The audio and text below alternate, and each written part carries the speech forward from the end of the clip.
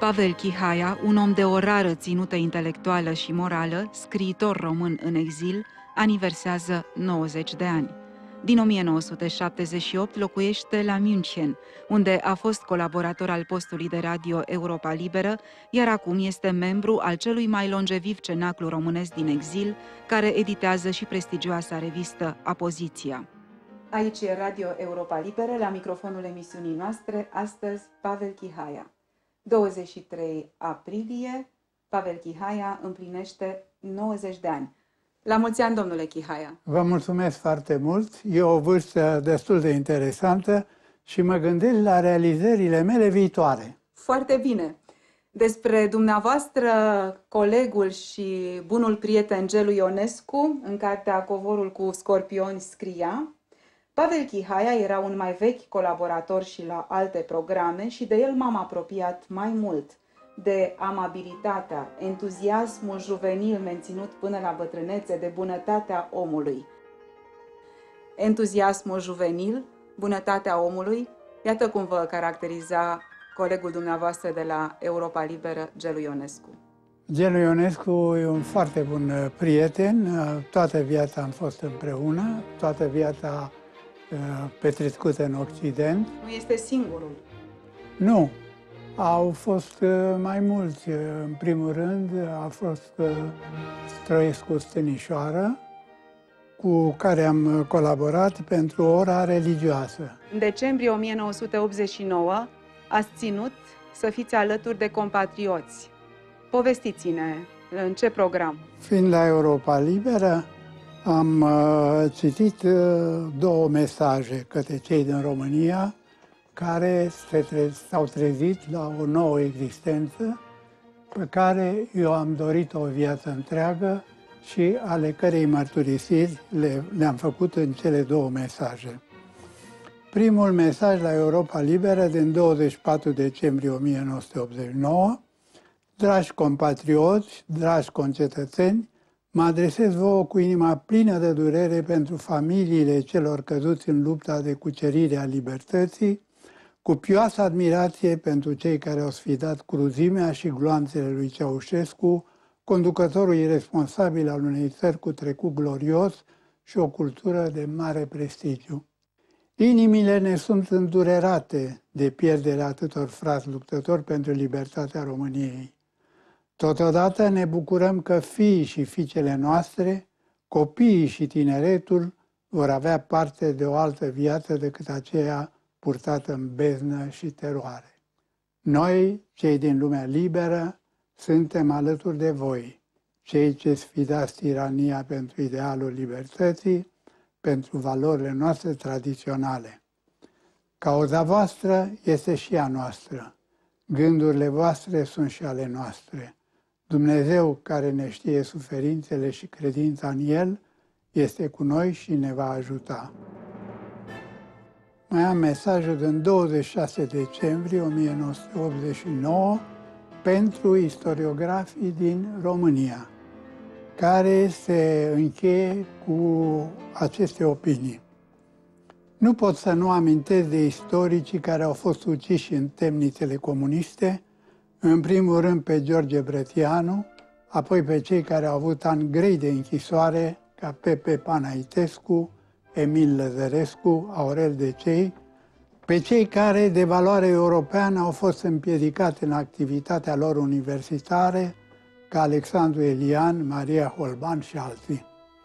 În sfârșit, pe toți cei care, terorizați și supravegheați, nu și-au putut îndeplini misiunea de cercetare, de scoatere la lumina adevăratelor aspecte și corectelor interpretări ale trecutului românesc.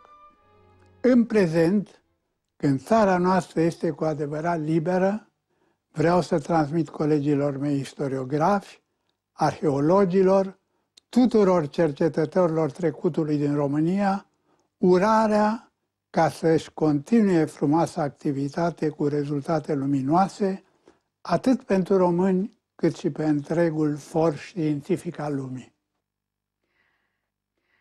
Domnule Chihaia, ce a însemnat pentru dumneavoastră colaborarea la Radio Europa Liberă?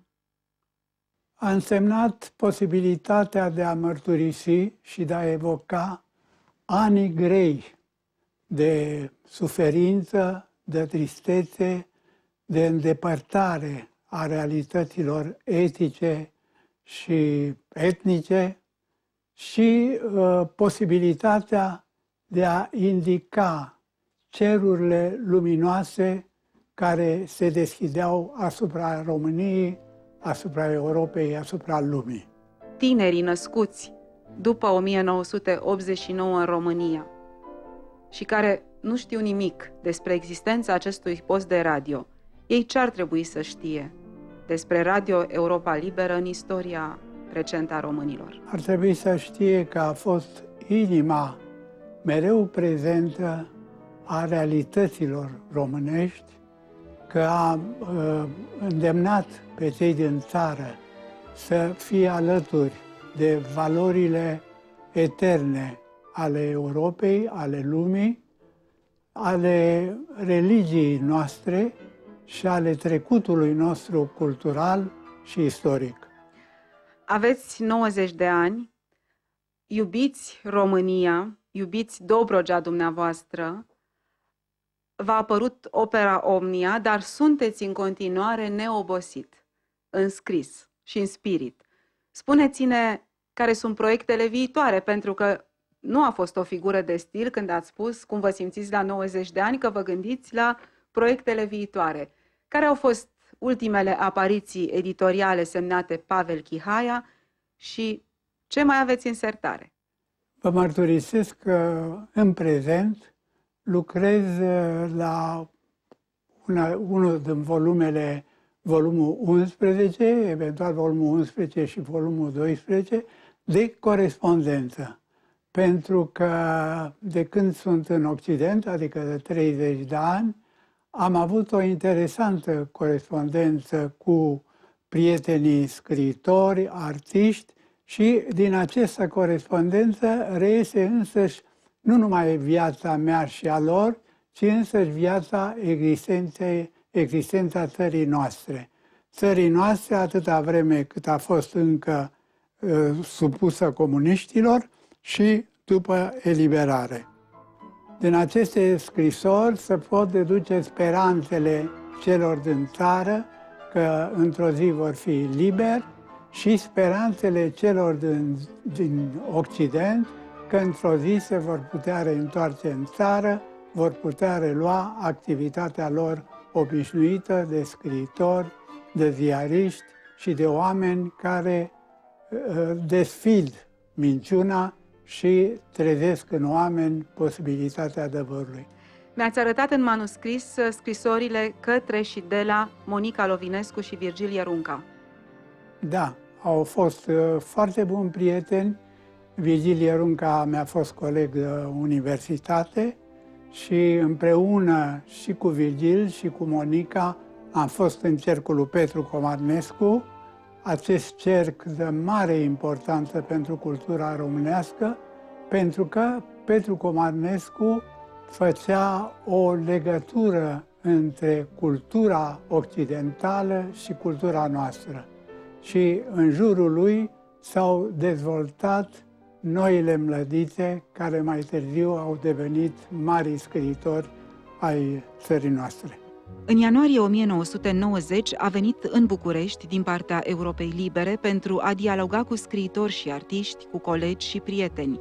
A publicat aceste interviuri în cartea Fața cernită a libertății, în care a transcris speranțele, dar mai cu seamă dezamăgirile celor care credeau în adevărata libertate.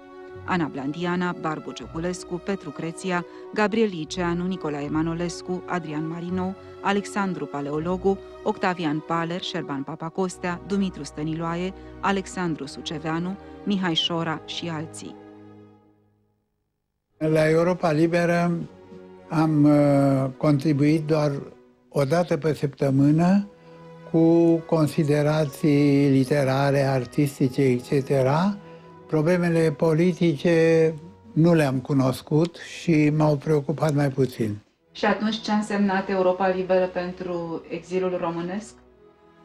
Pentru exilul românesc, o modalitate de a dialoga cu țara, de a mărturisi celor din țară care sunt realitățile Occidentului, care sunt noile apariții de valoare, care sunt scrierile românilor din Occident legate de ceea ce se petrece în țară.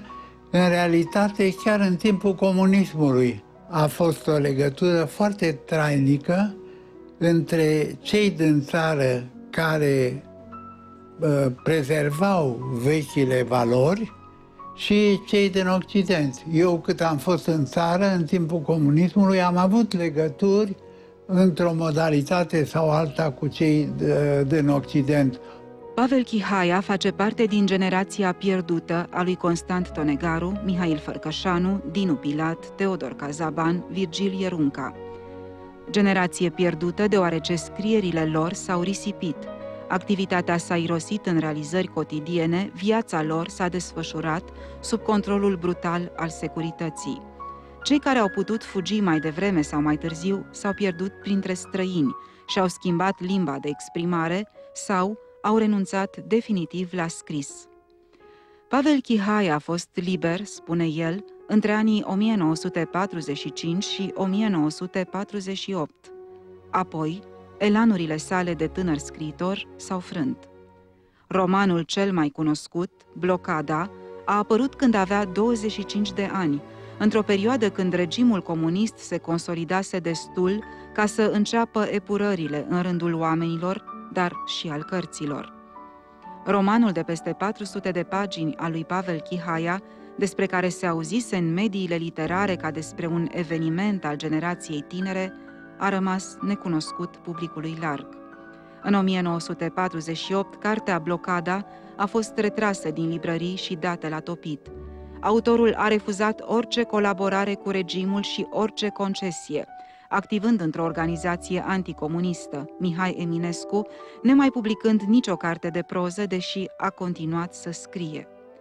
Practicând munci umile, pentru că altele nu erau permise, Pavel Chihaia a traversat o perioadă neagră până prin 1958, când a reușit să devină cercetător la Institutul de Istorie a Artei condus de profesorul George Oprescu, ocupându-se de monumentele medievale românești. În această perioadă a scris o serie de studii importante, peste care nu se poate trece nici astăzi.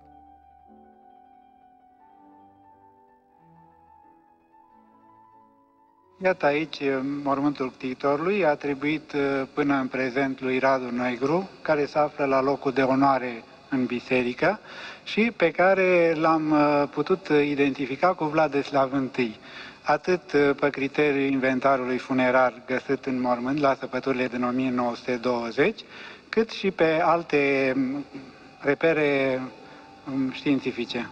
Mă gândesc adesea ce este mai important pentru existența unui creator, fie scriitor, fie artist, fie filozof. Începutul carierii sale, începutul destăinuirilor, atunci când are înainte perspectiva unor realizări prin care să mărturisească ceea ce trăiește, ceea ce consideră că este viața, eternitatea și relațiile între viață și eternitate, sau sfârșitul vieții lui, atunci când prezintă, când înfățișează, când dă la iveală tot ceea ce a realizat și trăsăturile realizărilor sale. E mai importantă perspectiva cerurilor creatoare sau închiderea lor într-o lumină la fel de frumoasă ca începutul lui. Autoexilat la München din 1978, scriitorul a fost aproape uitat, astfel încât, la reapariția sa în țară, după 1989, cărțile au fost primite cu interes. După o serie de colaborări importante, mai ales la Jurnalul Literar, o revistă care se apleacă asupra exilului cultural românesc, Pavel Chihaia a fost readoptat de orașul său, unde a crescut, Constanța. Acolo i-au apărut, în preajma celei de-a 90-a aniversări, toate cărțile, într-o ediție de 10 volume, la editura Exponto: Blocada, Înfăptuiri pontice, Hotarul de nisip, Trecut și prezent, Cultura română și cultura europeană, Monumente din cetățile de scaun ale țării românești, Învățături și mituri în țara românească, Țara românească între Bizanț și Occident, Căutări în orizontul timpului, Nemurire și descompunere în arta evului mediu. Primele 4 volume reunesc și scrierile literare ale lui Pavel Chihaia, inclusiv articolele și poemele sale. Puhoaiele m-au înăsprit, mi-au mâncat tinerețea ca o rugină și în inima mea vremea lancea și-a tocit. Ai văzut pe obrazul meu fulgerele luptelor îndepărtate mereu, groaza și uimirea, speranța nimicită, răzvrătirea adânci, fir de nisip lovit de stânci. Despre asta până acum n-am putut să-ți vorbesc. N-am putut să-ți mărturisesc că nu sunt aspru, mohorât, tăcut, că nu urăsc viața pașnică.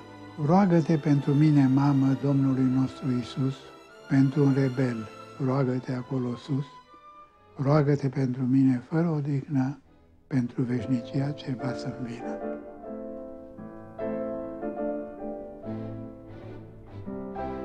Această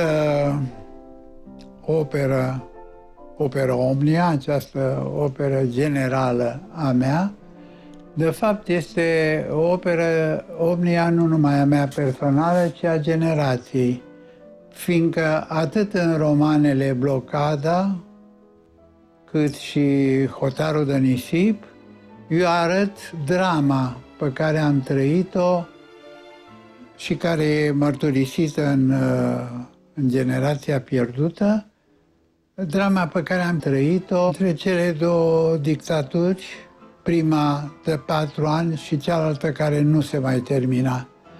Una din marile drame a fost că prieteni apropiați ai noștri au trecut de partea adversarului nostru, ori aveam două perspective. Ori să trăim mai departe ca scriitori, însumându-ne toate abjecțiile regimului respectiv, ori să murim ca scriitori, să devenim anonimi, să mergem la treapta cea mai de jos a existenței, să ne câștigăm viața muncind ca hamal, ca mai știu eu ce am făcut și eu timp de 12 ani. Și asta a fost deosebirea între cei care preferau să trăiască cu compromisurile respective și cei care alegeau moartea. Istoricul de artă reprezintă legătura vie cu epocile pe care le-a traversat, începând cu anii 40. Mi-am mărturisit vocația în prima tinerețe, mai precis între 45 și 48. După care au urmat 12 ani de muncă de jos. Pe urmă am schimbat interesul și exprimarea mea, am schimbat literatura cu arta medievală, ceea ce are contingențe, mai ales contingențele pe care eu am simțit că le realizez, totuși altceva.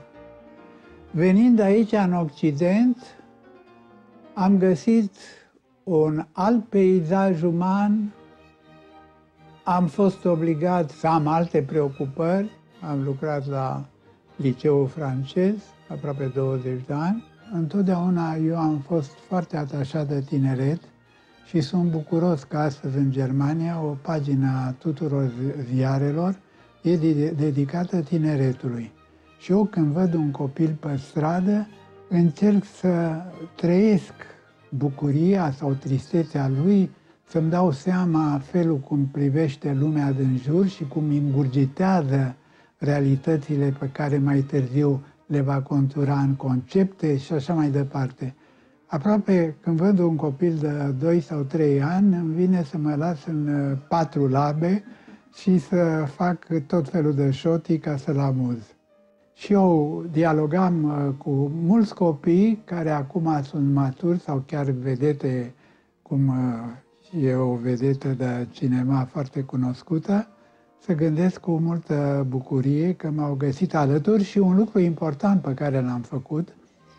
Liceul francez era într-o clădire cu 2 etaje, cu niște culoare vaste, cu niște încăperi foarte mari. Pe mine m-a indispus ca istoric de artă să traversez pereții goi. Și atunci, cu banii instituției, bineînțeles, am cumpărat zeci de reproduceri după pictori celebri și mai ales francezi și am expus pe zidurile, pe pereții liceului francez. Și bineînțeles, în legătură cu asta am făcut o serie de discuții și intram adesea în clase și puneam probleme foarte liberale și foarte deschise și mă adorau elevii. A fost o vocație până la urmă aceasta, nu? Da, a fost o vocație. De fapt, toată viața, începând de copilărie, eu am avut un îndemn de a înțelege și pe cei din apropierea mea și pe cei mai îndepărtați. Și chiar astăzi nu am antipatii. Bineînțeles că pe timpul comuniștilor am avut prieteni care de la o zi la alta au sărit pârleazul, ca să spun așa, și de care am devenit îndepărtat. În biografia spirituală a lui Pavel Chihaia, exilul a reprezentat o etapă de o covârșitoare importanță, un moment al rupturii și al regăsirii de sine. Pavel Chihaia a parcurs de-a lungul întregii sale vieți un itinerariu spiritual care condensează în sine izbânzi și piedici, eșecuri și exaltări. În acest context al drumului către sine pe care l-a parcurs, exilul a reprezentat pentru el piatra de hotar, răscrucea care a marcat decisiv scrierile. La München și-a regăsit adevărata identitate, aceea de scriitor român în exil. Darul cel mai frumos al vieții dumneavoastră, în afară de cărți, poartă un nume, cred, nu? Matei? Matei, fiul meu, este profesor de franceză și spaniolă la Wuppertal, aici în Germania, și din acest motiv ține conferințe și în America de Sud și în Franța și e apreciat pretutindeni. În Franța este și soția lui, așa că legătura este nu numai culturală cu patria lui Voltaire, dar și de rudenie. Și sunt fericit că totuși fiul meu mi-a urmat într-un fel vocația, nu o vocație liberă de privire a realității și orizontului, ci o vocație îndrumată către știință, către realitățile care duc lumea mai departe. Viața v-a mai făcut un dar de preț, nu? Da, pe soția mea, care tot timpul a colaborat cu mine nu numai în problemele gospodărești, ca toate femeile din lume, ci mai ales în problemele intelectuale. A fost un ajutor al memoriei mele, al percepției realităților adevărate și al viitorului. Și acum, la final, ce le adresați românilor de acasă? Tineri și mai puțin tineri.